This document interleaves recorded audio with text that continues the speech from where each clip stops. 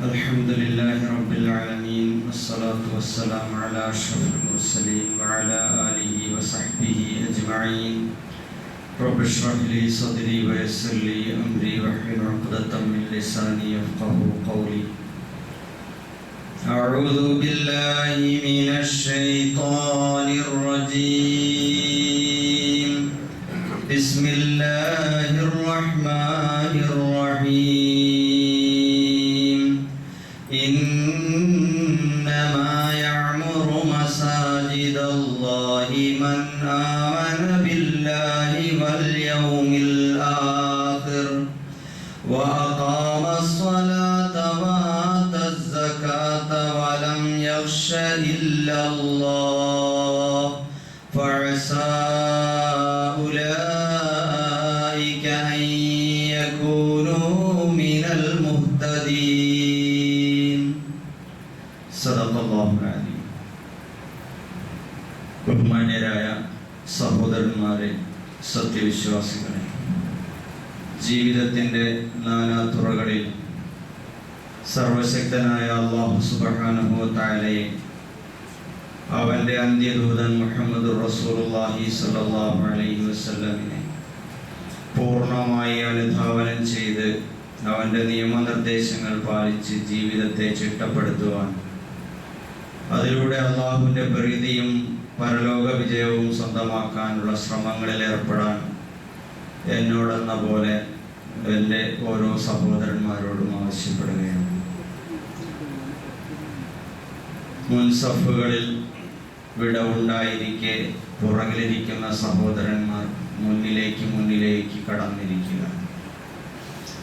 ജമാഅത്ത് നമസ്കാരങ്ങളുടെ സ്വീകാര്യത മുന്നിലുള്ള സഫുകൾ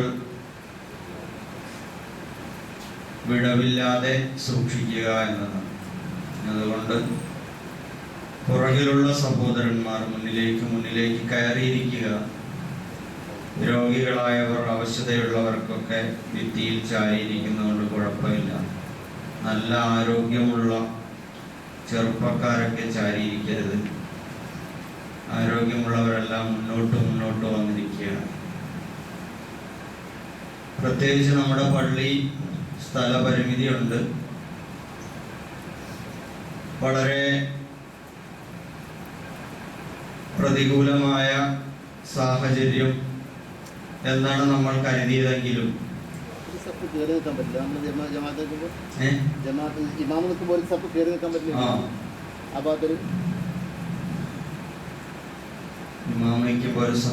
നിൽക്കാൻ നോക്കാം. അല്പം കൂടെ മുന്നോട്ട്. അപ്പൊ നമ്മൾ അള്ളാഹുവിന്റെ അതിമഹത്തായ അനുഗ്രഹത്താൽ വലിയൊരു വിപ്ലവകരമായ തീരുമാനമാണ് എടുത്തിരിക്കുന്നത്.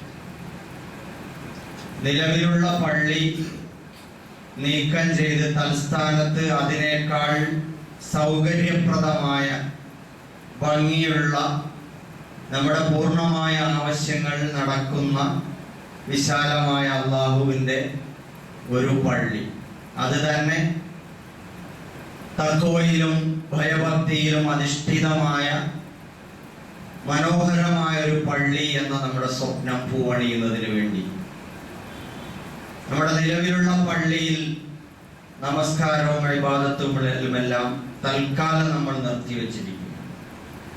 ഇൻഷാ അല്ലാഹ് പൂർവോപരി ശക്തിയോടെ, ഊർജത്തോടെ നമ്മൾ അവിടേക്ക് താമസിക്കാതെ അവിടെ പ്രവേശിക്കേണ്ടതുണ്ട്. അള്ളാഹു നമുക്ക് വിധി കൂട്ടുമാറാകട്ടെ. നിലവിലുള്ള പള്ളിയിൽ നമസ്കാരം നിർത്തുമ്പോൾ എവിടെയാണ് നമുക്ക് നമസ്കരിക്കേണ്ടത് എന്നതിനെ പറ്റി നമ്മുടെ ഭാരവാഹികൾ ഒരുപാട് അന്വേഷണങ്ങൾ നടത്തി. അന്ന് ഈ മദ്രസയെ വന്ന് നോക്കുമ്പോൾ വളരെ സ്ഥലപരിമിതിയുള്ള ഒരു സ്ഥലമായിട്ടാണ് തോന്നിയത്. ഇന്നിപ്പോ ഇങ്ങോട്ട് പോരൂ എന്ന് മദ്രസ വിളിച്ചു പറയും പോലെ അതിന്റെ മനസ്സും ശരീരവും നമുക്ക് വേണ്ടി വിശാലമായി നമ്മെ സ്വാഗതം ചെയ്ത മട്ടാണുള്ളത്. അൽഹംദുലില്ലാഹ്, നല്ല പ്രവിശാലമായ ഒരു താൽക്കാലിക മസ്ജിദിലാണ് നമ്മൾ ഇപ്പോഴുള്ളത് അള്ളാഹു കബൂൽ ചെയ്യുമാറാകട്ടെ. ഒരു പള്ളിയുടെ എല്ലാവിധ ഹുക്കുമുകളും വിധികളും മര്യാദകളും ഈ പള്ളിയിൽ നമ്മൾ പാലിക്കേണ്ടതുണ്ട്. ഒരു ദീനിന്റെ ഇൽമിന്റെ ദീനി വിദ്യാഭ്യാസത്തിന്റെ ഒരു കേന്ദ്രമായിരുന്ന സ്ഥലം, അതും ഏറെ പവിത്രമായ സ്ഥലം. അവിടെ നമ്മൾ ദൈനംദിനം 5 വഖത്ത് നമസ്കാരങ്ങളും ജുമുഅയും മറ്റ് ഇബാദത്തുകളും കൂടി നമ്മൾ ഉൾപ്പെടുത്തിക്കൊണ്ട് ഇതിനെ മസ്ജിദ് എന്ന നിലവാരത്തിലേക്ക് ഉയർത്തുമ്പോൾ, നമ്മൾ തീരുമാനിക്കുമ്പോൾ, അല്ലാഹു സുബ്ഹാനഹു വ തആലയുടെ പരിശുദ്ധരായ മാലാഖമാർ അവർ 5 നേരവും ഇവിടെ സന്നിഹിതരാകുന്ന ഒരു സ്ഥലം കൂടിയായി ഇത് മാറുകയാണ്. അതുകൊണ്ട് തന്നെ അതിന്റെ ആദാബുകളും അതിൻ്റെതായ ചിട്ടകളും പാലിച്ചുകൊണ്ട് തന്നെ ആ പള്ളിയുടെ, നമ്മുടെ പഴയ പള്ളിയുടെ നിർമ്മാണം പൂർത്തിയാകുന്നത് വരെയും ഇതിനെ പരിപാലിക്കാനും ഇതിനെ സൂക്ഷ്മതയോടെ കാത്തു സൂക്ഷിക്കാനും നമ്മൾ ഓരോരുത്തരും ബാധ്യസ്ഥരാണ്, പ്രതിജ്ഞാബദ്ധരാവേണ്ടതുണ്ട്. അള്ളാഹു നമ്മളെ സഹായിക്കുമാറാകട്ടെ. പുറകിൽ വരുന്ന സഹോദരന്മാർക്ക് ഒന്നുകൊടുത്ത് കയറിയിരിക്കാൻ പറ്റുന്ന നിലയിൽ മുന്നിലുള്ള സഫുകളൊക്കെ പരമാവധി പൂർത്തിയാക്കി തന്നെ ഇരിക്കുക. അള്ളാഹു നമ്മളെ സഹായിക്കട്ടെ. സഹോദരന്മാരെ, സത്യവിശ്വാസികളെ സംബന്ധിച്ചിടത്തോളം അവർക്ക് അവരുടെ ആദർശത്തിൽ, ഈമാനികമായ കാര്യങ്ങളിൽ, അവരുടെ ഇബാദത്തുകളിൽ അവർക്ക് യാതൊരു വിട്ടുവീഴ്ചയുമില്ല. എന്നാൽ അനുബന്ധമായി നമുക്കുള്ള സമയം, സ്ഥലം, നമ്മുടെ നേതൃത്വം, ഇതൊക്കെ നമുക്ക് മാറ്റങ്ങൾ ഉൾക്കൊള്ളാൻ പറ്റുന്നതാണ്. മാറ്റങ്ങളെ സ്വാഗതം ചെയ്യുന്ന ഒരു മനസ്ഥിതിയാണ് സത്യവിശ്വാസികൾക്കുള്ളത്. നമ്മെ സംബന്ധിച്ചിടത്തോളം നമ്മുടെ ആദ്യത്തെ ഖിബില മസ്ജിദുൽ അഖ്സ അഥവാ ബൈത്തുൽ മുഖദ്ദസ് എന്നറിയപ്പെടുന്ന ഫലസ്തീനിലെ മസ്ജിദുൽ അഖ്സയായിരുന്നു. ആദ്യമായി അള്ളാഹു നമുക്ക് നിശ്ചയിച്ചു തന്ന ഖിബിലയാണ്. പിന്നീട് ആ ഖിബിലയെ അല്ലാഹു തആല മുഹമ്മദ് റസൂലുള്ളാഹി സ്വല്ലല്ലാഹു അലൈഹി വസല്ലമിന്റെ നാടുകൂടിയായ മക്കയിലെ കഅബ ശരീഫിലേക്ക് മാറ്റുകയാണ് ചെയ്യുന്നത്. അങ്ങനെ മാറ്റുമ്പോ ആ മാറ്റത്തെ ഉൾക്കൊള്ളാൻ കഴിയാത്ത ഒരു മാനസികാവസ്ഥ സത്യവിശ്വാസികളിൽ ഉണ്ടായിട്ടുണ്ട്. ഇത്രയും കാലം ബൈത്തുൽ മുഖദ്ദസിലേക്ക് തിരിഞ്ഞു നിന്ന് നമസ്കരിച്ചിരുന്ന നമ്മൾ ഇപ്പോൾ മസ്ജിദുൽ ഹറാമിലേക്ക് തിരിഞ്ഞു നിന്ന് നമസ്കരിക്കണം. ആ സന്ദർഭത്തെ ജൂതന്മാരും ക്രിസ്ത്യാനികളും വേണ്ടത്ര ചൂഷണം ചെയ്യാനും തെറ്റിദ്ധരിപ്പിക്കാനും വരെ ശ്രമങ്ങളുണ്ടായി. പക്ഷേ പരിശുദ്ധ ഖുർആൻ സത്യവിശ്വാസികളോട് പറഞ്ഞത് ഇതാണ്: വലില്ലാഹിൽ മശ്രിഖു വൽ മഗ്രിബ് ഫഅയ്നമാ തുവല്ലു ഫതമ്മ വജ്ഹുല്ലാഹ് ഇന്നല്ലാഹ വാസിഉൻ അലീം. തീർച്ചയായും കിഴക്കും പടിഞ്ഞാറും അല്ലാഹുവിനുള്ളതാണ്. നിങ്ങൾ എങ്ങോട്ട് തിരിഞ്ഞു നിന്ന് നമസ്കരിച്ചാലും അവിടെ അല്ലാഹുവിന്റെ മുഖമുണ്ട്. അല്ലാഹു വിശാലതയുള്ളവനും എല്ലാം അറിയുന്നവനുമാണ്. അപ്പൊ ഇതേപോലെ ഒരു കഅബയിൽ അല്ലെങ്കിൽ ഒരു ഖിബിലയിൽ കെട്ടിയിടപ്പെട്ട ഒരവസ്ഥയുണ്ടാകുമ്പോ അതിൽ മാറ്റം വരുത്തുന്ന അല്ലാഹു സുബ്ഹാനഹു വ തആല അവിടെ സത്യവിശ്വാസികൾക്ക് കൊടുക്കുന്ന പാഠം, എവിടെയാണെങ്കിലും നിങ്ങൾ അല്ലാഹുവിലേക്കാണ് തിരിയുന്നത്, അവിടെയൊക്കെ അല്ലാഹു നിങ്ങളുടെ സമീപസ്ഥനാണ്, നിങ്ങളുടെ മുമ്പാകെയുണ്ട് എന്ന പാഠമാണ്. ഇതേപോലെ തന്നെയാണ് റസൂലുള്ളാഹി സ്വല്ലല്ലാഹു അലൈഹി വസല്ലം സത്യവിശ്വാസികളുടെ നേതാവായി അവരെ നയിച്ചുകൊണ്ടിരിക്കുന്ന കാലം. ഉഹദ് യുദ്ധവുമായി ബന്ധപ്പെട്ട് ശത്രുക്കൾ 2ാം ഘട്ടത്തിൽ നബിയെയും സഹാബാക്കളെയും വകവരുത്താൻ രൂക്ഷമായ ആക്രമണങ്ങൾ നടത്തിയ സന്ദർഭം, നബി സല്ലല്ലാഹു അലൈഹി വസല്ലം വധിക്കപ്പെട്ടു എന്ന് വരെ കിംവദന്തികൾ പ്രചരിച്ചു. മുഹമ്മദ് ഇതാ കൊല്ലപ്പെട്ടിരിക്കുന്നു, ഇനി ഇവർക്ക് നേതാവില്ല എന്ന് പറഞ്ഞുകൊണ്ട് കുപ്രചാരണങ്ങൾ നടത്തിയപ്പോ അല്ലാഹു സുബ്ഹാനഹു വ തആല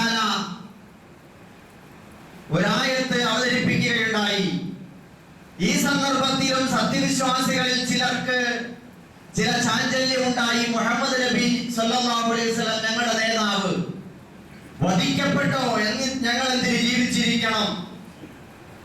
അപ്പോ അന്നേരം അവതരിച്ച ഒരായത്താണ് വമാ മുഹമ്മദുൻ ഇല്ലാ റസൂലുൻ ഖദ് ഖലത് മിൻ ഖബലിഹി റുസുൽ അഫഇൻ മാത ഔ ഖുതില ഖലബ്തും അലാ അഅഖാബികും വമൻ യൻഖലിബ് അലാ അഖിബൈ ഫലൻ യദുറല്ലാഹ ശൈആ. അല്ലാഹു തആല പറഞ്ഞു അന്നേരം മുഹമ്മദ് അല്ലാഹുവിന്റെ ഒരു ദൂതൻ മാത്രമാണ്. അദ്ദേഹത്തിന് മുമ്പും ശേഷവും നിരവധി പ്രവാചകന്മാർ വന്നു പോയിട്ടുണ്ട്. അവരൊക്കെയും ഒന്നുകിൽ കൊല്ലപ്പെട്ടിട്ടുണ്ട് അല്ലെങ്കിൽ മരണപ്പെട്ടു പോയിട്ടുണ്ട്.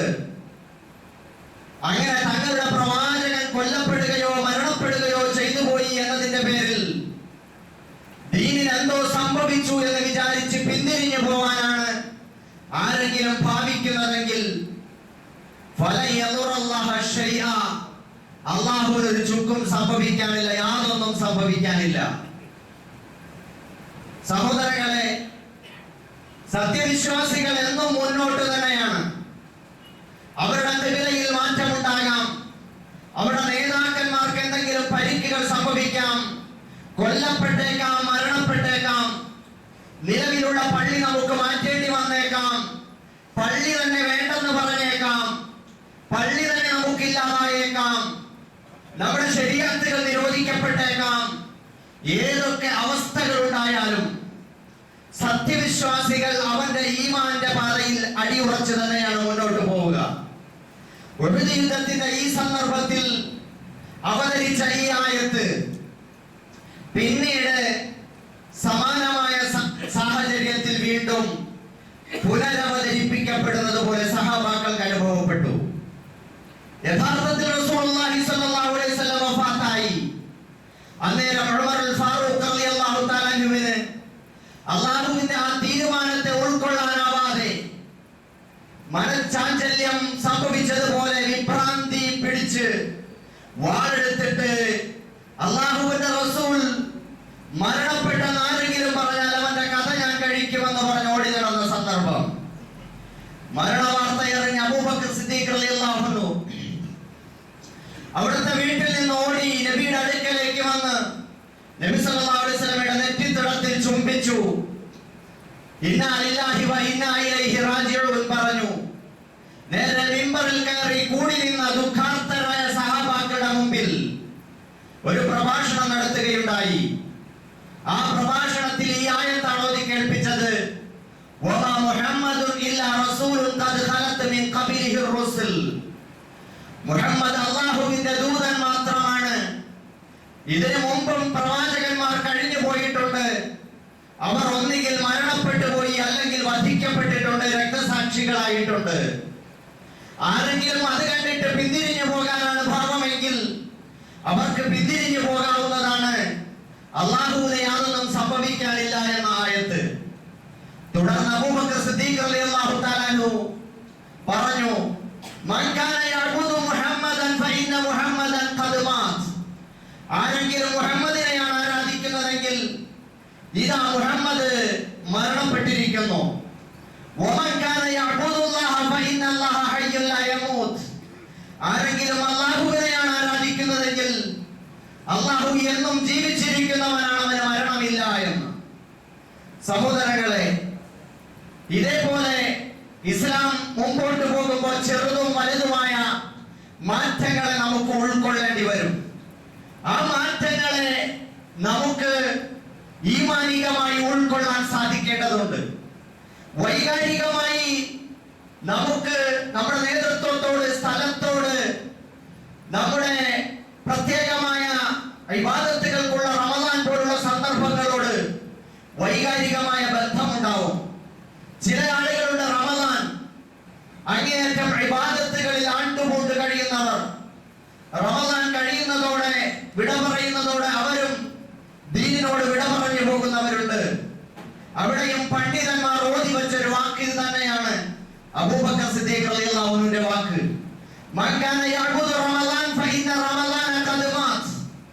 റമദാനെ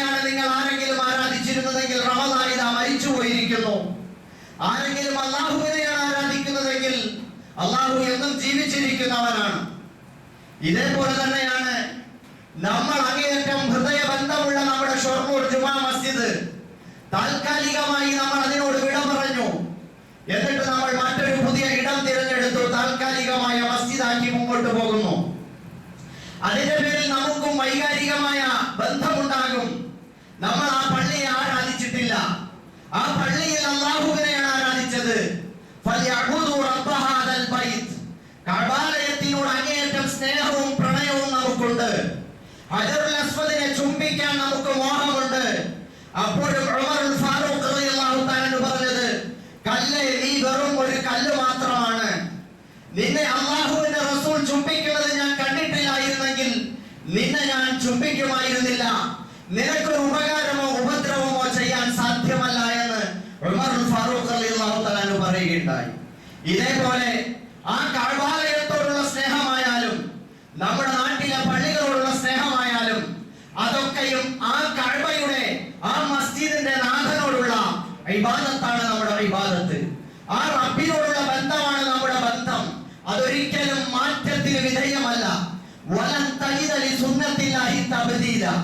വിശ്വാസപരമായ കാര്യങ്ങൾ, അനുഷ്ഠാനപരമായ കാര്യങ്ങൾ, ആദർശപരമായ കാര്യങ്ങൾ, ജീവിത ചിട്ടയുമായി വിധിവിലക്കുകളുമായി ബന്ധപ്പെട്ട കാര്യങ്ങൾ, ഇതിലൊന്നും ഒരു വിട്ടുവീഴ്ചയുമില്ല, ഒരു മാറ്റവുമില്ല.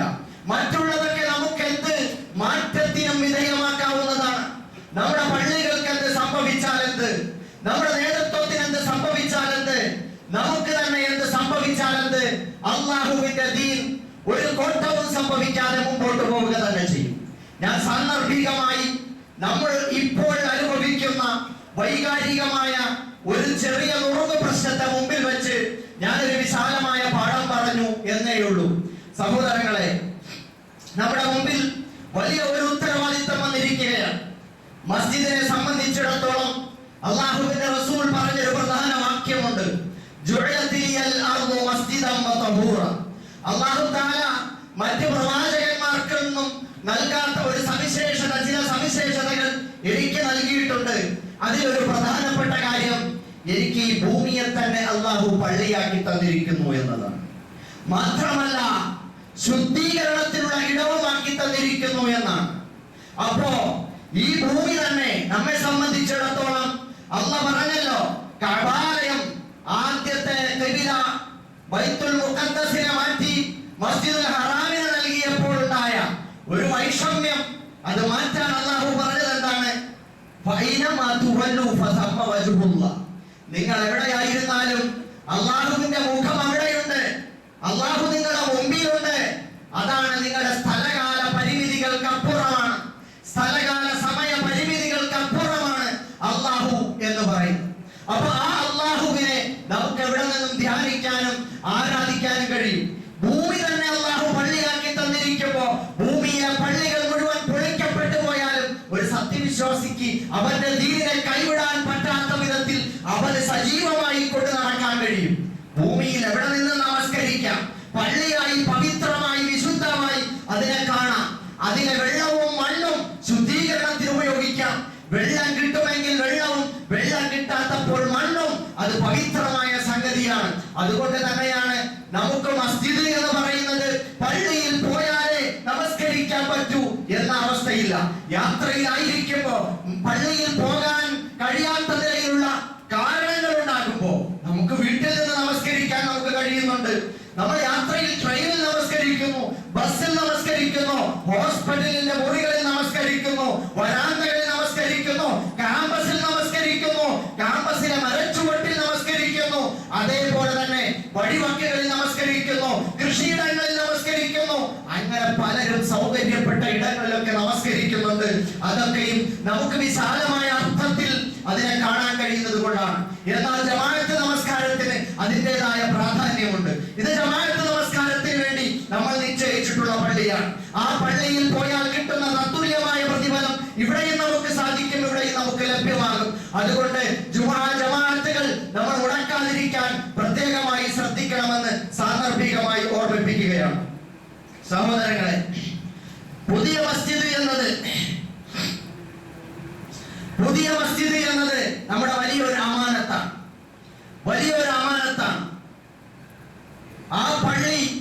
അവിടെ നിന്നും ഇന്നലെ ഇശാ നമസ്കാരത്തോടെ നമ്മൾ നമസ്കാരം നിർത്തിവെച്ച് ഇന്ന് സുബഹിയോടുകൂടി ജമാഅത്തോടുകൂടി ഇവിടെ നമ്മൾ തുടക്കം കുറിച്ചിരിക്കുന്നു.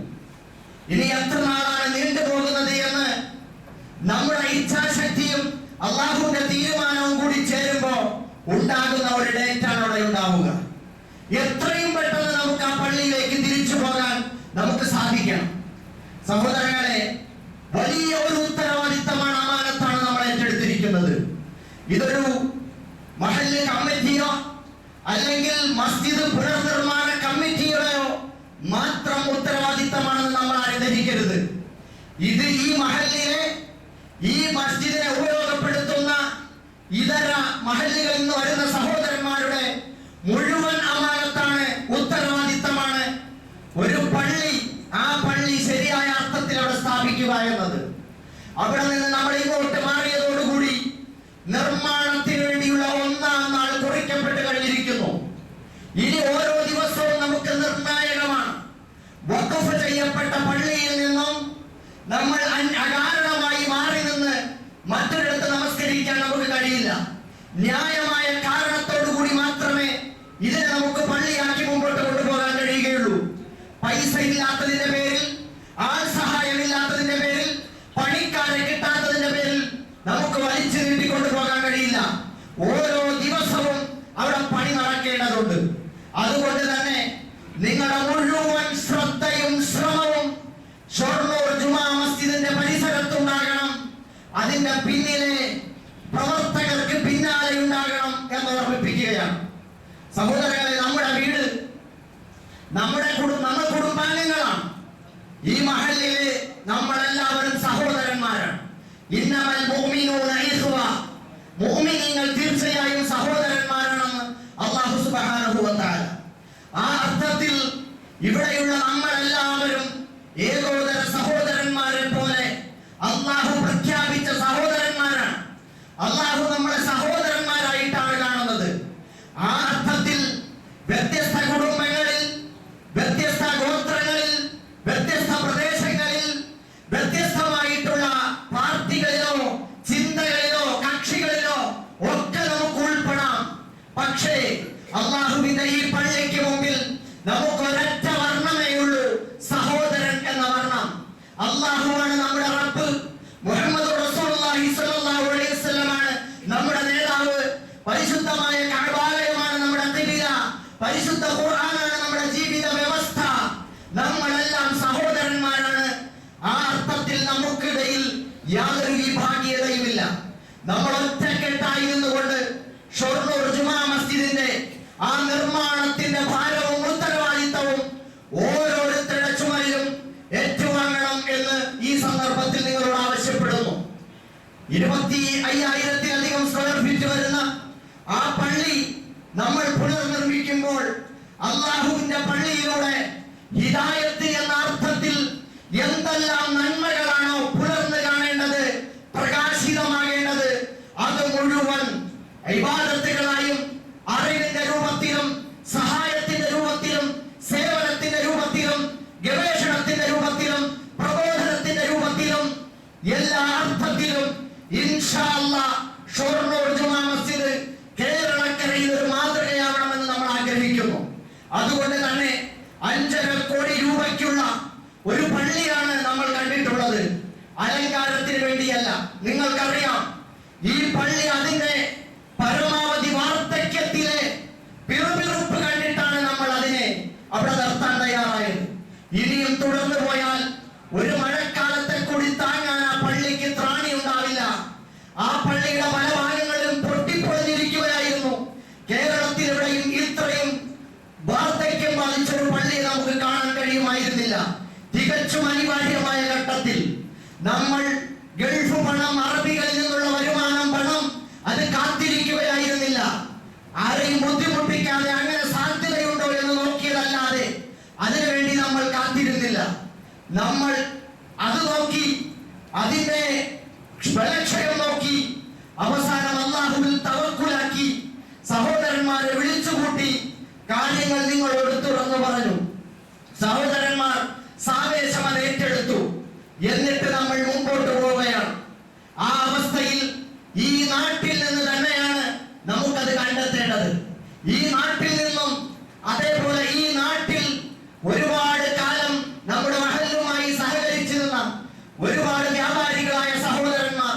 ഇപ്പോഴും ഷൊർണൂർ എന്ന് കേട്ടാൽ അവരുടെ ആവേശമാണ്. അവരെ നമുക്ക് സമീപിക്കേണ്ടതുണ്ട്.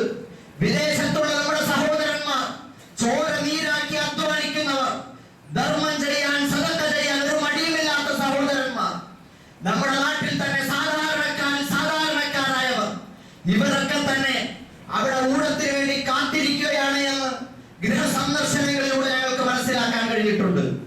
ഇതിനെ വിവിധ ഷെയറുകളാക്കി മാറ്റിയിട്ട് ആദ്യം അതിനെ 5.5 ലക്ഷത്തിന്റെ ഷെയറുകളാക്കി മാറ്റി, എന്നിട്ട് അതിന് സാധിക്കുന്ന മുഴുവൻ സഹോദരന്മാരെയും കാണാനുള്ള ശ്രമത്തിലാണ്. ഞാനും മഹല്ല് ഭാരവാഹികളുമായി 1.5 വർഷം മുമ്പ് ഇതിന്റെ പേപ്പർ വർക്കുകൾ പൂർത്തിയാക്കുന്നതിന് മുമ്പ് 1.5 വർഷം മുമ്പ് നിരവധി സഹോദരന്മാരെ ഭവനങ്ങളിൽ സന്ദർശിച്ചു. അവരൊക്കെ തന്നെ വളരെ ആവേശത്തോടെ അല്ലാഹുവിനെ മുൻനിർത്തി സാധിക്കുന്ന തരത്തിൽ ഓരോ ഷെയറുകൾ ഏറ്റവരാണ്. 5.5 ലക്ഷം രൂപ അവർ ഏറ്റിട്ടുണ്ട്.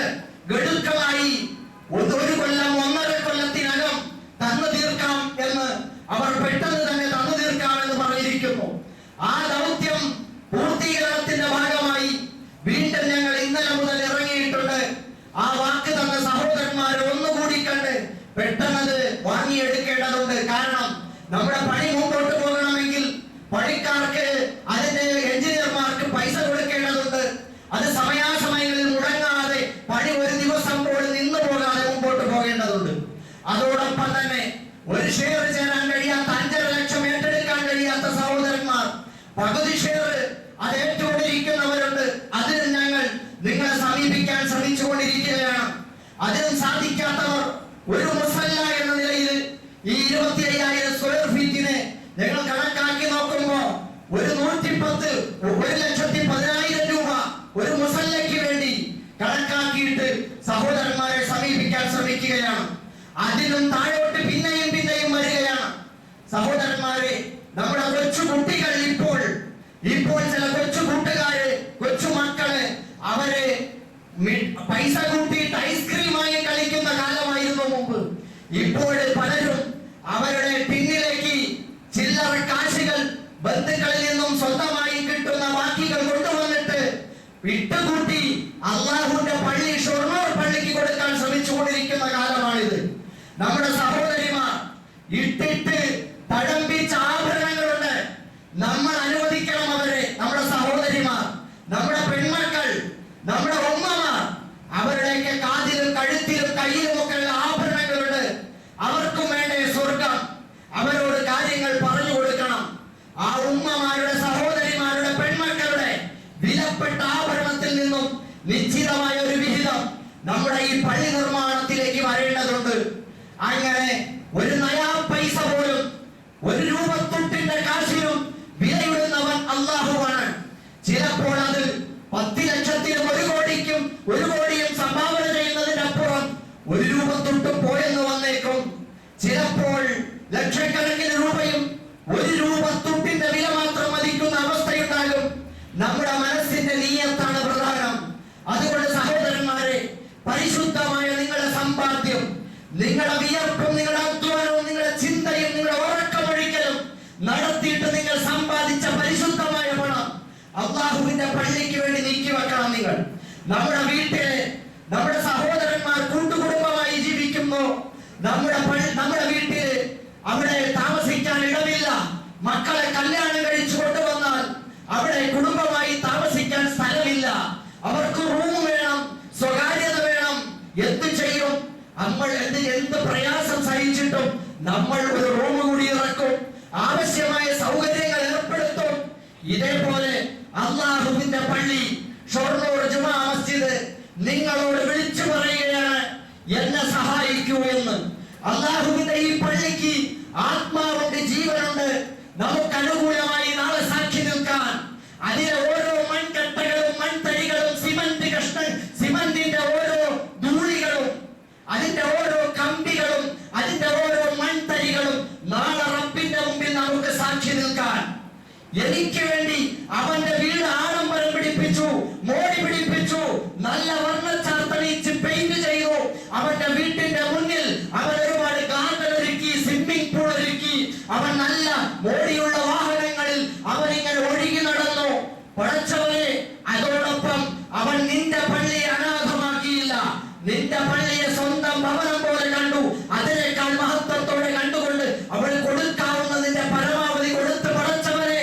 എന്ന് പറയാൻ കഴിയണമെങ്കിൽ സഹോദരന്മാരെ, അള്ളാഹുവിന്റെ ഈ ഭവനത്തെ നിസാരമായി നമ്മൾ ആരും തള്ളിക്കളയരുത്. അതുകൊണ്ട് ഓരോരുത്തരുടെയും അവസ്ഥ അത് അവർക്കും അള്ളാഹുവിനുമാണ് അറിയുക. നമ്മൾ ഒരു നിമിഷം അള്ളാഹുവിനോട് ആലോചിക്കണം, റബ്ബേ നീ എനിക്ക് തന്ന സൗഭാഗ്യം. നമ്മളൊക്കെ പണ്ട് ഏതവസ്ഥയിലായിരുന്നു? പഴയ ചരിത്രം പറയാറുണ്ടല്ലോ, സ്കൂൾ തുറക്കാൻ സമയമായി. നമ്മളൊക്കെ പണ്ട് കാലത്ത് സ്കൂളിൽ പഠിച്ചിരുന്ന കാലമില്ലേ? നമ്മുടെ വാപ്പമാര്, നമ്മുടെ വാപ്പമാര്, നമ്മുടെ ഉപ്പമാര്, നമ്മുടെ ഉമ്മമാര്, ആ സഹോദരിമാരൊക്കെ പഴയ കഥകൾ നമുക്ക് പറഞ്ഞു തന്നിട്ടില്ലേ? ഉടുതുണിക്ക് മറുതുണിയില്ലാത്ത കാലം, ഒരു നിക്കറ്, ഒരു ഷർട്ട്, ഒരു പാന്റ് അല്ലെങ്കിൽ ഒരു ഉടുതുണി അതൊന്നും മാറ്റി കൊടുക്കാൻ കഴിയാത്ത ഒരു കാലം ഉണ്ടായിരുന്നില്ലേ? 3 നേരം ഭക്ഷണം കഴിയാത്ത കാലം ഉണ്ടായിരുന്നില്ലേ? കൃത്യമായി അരിയാഹാരം കഴിക്കാൻ കഴിയാതെ മാങ്ങയും ചക്കയും അതുപോലെ മറ്റുമൊക്കെ കിഴങ്ങുവർഗ്ഗങ്ങളും ഒക്കെ പുഴുങ്ങി തിന്ന കാലം ഉണ്ടായിരുന്നില്ലേ? പട്ടിണി കിടന്ന കാലം ഉണ്ടായിരുന്നില്ലേ? ആ അവസ്ഥയൊക്കെ മാറ്റി അല്ലാഹു സുബ്ഹാനഹു വ തആല നമ്മളെ സമ്പന്നരാക്കിയില്ലേ? റബ്ബിന്റെ മുമ്പിൽ എത്ര കാലം സുജൂദിൽ കിടന്നാലാണ് ഇതിന് നന്ദിയാവുക സഹോദരങ്ങളെ? ഇപ്പോൾ നമ്മുടെ മുമ്പിൽ അല്ലാഹുവാണ് നമുക്ക് സമ്പത്ത് തന്നത്, നമുക്ക് സൗകര്യങ്ങൾ തന്നത്, വസ്ത്രം തന്നത്, വിഭവ സമൃദ്ധമായ ആഹാരം നൽകിയത്, വെള്ളം തന്നത്, വീട് തന്നത്, ജീവിത സൗകര്യങ്ങൾ തന്നത്, മക്കൾക്ക് നല്ല സംവിധാനങ്ങൾ ഒരുക്കി കൊടുത്തത് അല്ലാഹുവാണ്. അവനെ മറക്കരുത്. അവനാണ് നമ്മുടെ അനുഗ്രഹങ്ങളുടെ യഥാർത്ഥ ദാതാവ്. ആ പടച്ചവരോട് നന്ദി ചെയ്യേണ്ടത് ഇത്തരത്തിൽ കൂടിയാണ്. നമ്മൾ അല്ലാഹുവിന് വേണ്ടി, അവന്റെ പള്ളിക്ക് വേണ്ടി, അവൻ ഏറ്റവും ഇഷ്ടപ്പെട്ട അവന്റെ ഭവനം നമ്മുടെ ഭവനമല്ല, അല്ലാഹുവിന്റെ ഭവനം ബൈത്തുള്ള അല്ലാഹുവിന്റെ ഭവനമാണ്. പടച്ചവന്റെ പള്ളി ഏറ്റവും പ്രതാപത്തോടെ തലയുയർത്തി ഇസ്സത്തോടെ ഹിദായത്തിന്റെ പ്രകാശ ഗോപുരമായി നമ്മുടെ നാട്ടിൽ ഉയർന്നു നിൽക്കട്ടെ. അതിനുവേണ്ടി എനിക്കെന്ത് ചെയ്യാൻ പറ്റുമെന്ന് ഈ ജുമുഅ സന്ദർഭത്തിൽ ഈ മസ്ജിദിൽ ഇരുന്നുകൊണ്ട് നമ്മൾ ഓരോരുത്തരും ചിന്തിക്കണം. എന്റെ ഭാര്യയ്ക്ക് എന്ത് ചെയ്യാൻ കഴിയും? എന്റെ ഭാര്യയെ കൊണ്ട് എന്ത് ചെയ്യിപ്പിക്കാൻ കഴിയും? എന്റെ മക്കളെ കൊണ്ട് എന്ത് ചെയ്യിപ്പിക്കാൻ കഴിയും? നമുക്ക് ഒഴിഞ്ഞു മാറാം. നമുക്ക് ഒരുപാട് വഴികളുണ്ടാകും. ഒഴിഞ്ഞു മാറാം. ഒഴിഞ്ഞു മാറിയിട്ട് നമ്മൾ എങ്ങോട്ട് പോകാനാണ്? ഒരു ക്യാൻസർ വന്നാൽ ചികിത്സിക്കാൻ നമ്മുടെ പണം തികയുമോ? ഒരു അറ്റാക്ക് വന്നാൽ, ഹൃദയാഘാതം ബാധിച്ചാൽ ഒരു സർജറി ചെയ്യാൻ നമ്മുടെ പൈസ നമുക്ക് മതിയാകുമോ? എന്തെല്ലാം തരത്തിലുള്ള രോഗങ്ങളാണ്. അതുകൊണ്ട് ആപത്തുകളെ, അപകടങ്ങളെ നിങ്ങൾ സദഖകൾ കൊണ്ട് ചികിത്സിക്കുക എന്ന് റസൂലുള്ളാഹി സ്വല്ലല്ലാഹു അലൈഹി വസല്ലം. നിങ്ങൾക്ക് ദീർഘായുസ് ഉണ്ടാകണമെങ്കിൽ, ആരോഗ്യം ഉണ്ടാകണമെങ്കിൽ, ചെയ്യുന്ന ഉള്ള സമ്പത്തിൽ അഭിവൃദ്ധി ഉണ്ടാകണമെങ്കിൽ സദഖയാണ് അതിന് ആത്മീയമായ മറുമരുന്ന്. അതുകൊണ്ട് സഹോദരങ്ങളെ, നമ്മൾ നമ്മുടെ സദഖകൾ എത്രയാണ്, എങ്ങനെയാണ്, എപ്പോഴാണ് എന്ന് കൃത്യമായി ആലോചിക്കണം. മഹലിൽ നിന്ന് ഉത്തരവാദിത്തപ്പെട്ടവർ നിങ്ങളെ സമീപിക്കും. അവരെ 2 കൈയും നീട്ടി സ്വീകരിച്ച് നിങ്ങൾ അവരോടൊപ്പം നിന്ന് എന്താണോ ചെയ്യാൻ പറ്റുന്നത് അത് പരിപൂർണമായി ചെയ്യാനും അവരെ സന്തോഷിപ്പിക്കാനും അവർക്ക് പൂർണ്ണമായി എല്ലാ തരത്തിലും പിന്തുണ കൊടുക്കാനും തയ്യാറാകണമെന്ന് ഓർമ്മിപ്പിക്കുകയാണ്. അതുകൊണ്ട് സഹോദരങ്ങളെ, നമ്മൾ അല്ലാഹുവിന്റെ മാർഗത്തിൽ സദഖ ചെയ്യുന്നതിനെ പറ്റി ആലോചിക്കും. സദഖയെ പറ്റി പരിശുദ്ധമായ ഖുർആൻ ധാരാളമായി പറഞ്ഞിട്ടുണ്ട്, ധാരാളമായി നമ്മളോട് പറഞ്ഞിട്ടുണ്ട്. പരിശുദ്ധ ഖുർആൻ പറയുന്നുണ്ട്, മസലുല്ലദീന യുൻഫിഖൂന അംവാലഹും ഫീ സബീലില്ലാഹി കമസലി ഹബ്ബ. അല്ലാഹുവിന്റെ മാർഗത്തിൽ സദഖ ചെയ്യുന്നവർ, ദാനം ചെയ്യുന്നവർ ഏതുപോലെയെന്നാൽ ഒരു ധാന്യമണി ഇടുന്നത് പോലെയാണ്, വിത്തിടുന്നത് പോലെയാണ്. 57 സനാബിൽ ആ ധാന്യമണി ഉയർന്നു വന്നു. ഗോതമ്പിന്റെ, നെല്ലിന്റെ ആ ധാന്യമണി എന്ന് സങ്കല്പിക്കൂ. അതിങ്ങനെ ഉയർന്നു വന്നു 7 കതിരുകളായി മാറുകയാണ്. എന്നിട്ടോ ഫീ കുല്ലി സുംബുലത്തിൻ മിഅതു ഹബ്ബ, ഓരോ കതിരിലും 100 ധാന്യമണികൾ വേറെയും. ഇതേപോലെയാണ് വല്ലാഹു യുദാഇഫു ലിമൻ യശാ. ചിലപ്പോ ഇതുപോലെയുമല്ല ചില ആളുകളുടെ ദാനധർമ്മങ്ങൾക്ക് അല്ലാഹു ഇതിനേക്കാൾ വലിയ ഉൽപാദനം നൽകും, പ്രതിഫലം നൽകും എന്ന് അല്ലാഹു പറയുകയാണ്. അപ്പോ 70ഉം 700ഉം 70,000ഉം അതിനേക്കാൾ അല്ലാഹു വിലമതിക്കാത്തത്ര അള്ളാഹു മാത്രം വിലമതിക്കുന്ന അത്രയും വലിയ വലിയ പ്രതിഫലവും അള്ളാഹു നമുക്ക് വേണ്ടി കാത്തു വെച്ചിരിക്കുന്നു. വല്ലാഹു വസിഉൻ അലീം. നമ്മുടെ നിയ്യത്ത്, നമ്മുടെ ഇഖ്ലാസ്, നമ്മുടെ നിഷ്കളങ്കത, നമ്മുടെ ആത്മാർത്ഥത, നമ്മുടെ സത്യസന്ധത, അള്ളാഹുവിനോടുള്ള സ്നേഹം, പരലോകത്തെ കുറിച്ചുള്ള മോഹം, അതിന്റെ അടിസ്ഥാനത്തിൽ സദഖകൾ ചെയ്യൂ. അള്ളാഹു വിശാലതയുള്ളവനാണ്, തീർന്നു പോവുകയില്ല, അള്ളാഹ് തന്നുകൊണ്ടേയിരിക്കും. ലൻ തനാലുൽ ബിർറ ഹത്താ തുൻഫിഖു മിമ്മാ തുഹിബ്ബൂൻ. അള്ളാഹു പറഞ്ഞു, നിങ്ങൾ ഒരിക്കലും സ്വർഗ്ഗം നേടില്ല, പുണ്യം ചെയ്തവരാവുകയില്ല. എത്രത്തോളം എന്നാൽ ഹത്താ തുൻഫിഖു മിമ്മാ തുഹിബ്ബൂൻ.